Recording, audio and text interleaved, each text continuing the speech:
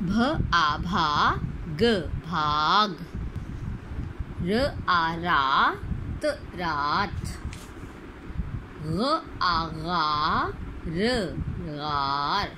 ये बहुत आसान है, इससे आप खुद ही ये सारे आप खुद ही पढ़ेंगे, ठीक है। तमाम बच्चे जो हैं वो अपने टीचर्स को या ट्यूशन्स को खुद ही ये पढ़ के सुनाएं। न आ ना क नाक, क आ का न कान, झ आ झा ग झाग, त आ ता ज ताज, न आना न नान। आप नान खाते हैं, जब आप नान खाएंगे तब आप इसको जोड़ करके बताइएगा। न आना न नान, द आ दा ग दाग,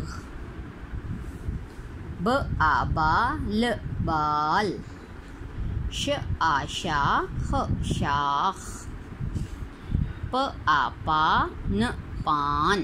ठीक है, इन दोनों की सफ़ात की आप रीडिंग कीजिए और इसको समझ के ख़ुद से रीडिंग करें। प्लीज़ इसको तस्वीर सहारी आपने इसको रटा नहीं लगाना, बल्कि आपने इसकी छोटी शक्ल अलिफ के साथ मिलाएं और आखिरी आवाज़ के साथ मिला के ख़ुद से लफ्ज़ बनाएं। तमाम बच्चे ये कोशिश करेंगे कि वो ये ना आना न क्या बना, आप बच्चों से ख़ुद पूछें नान, इस तरह।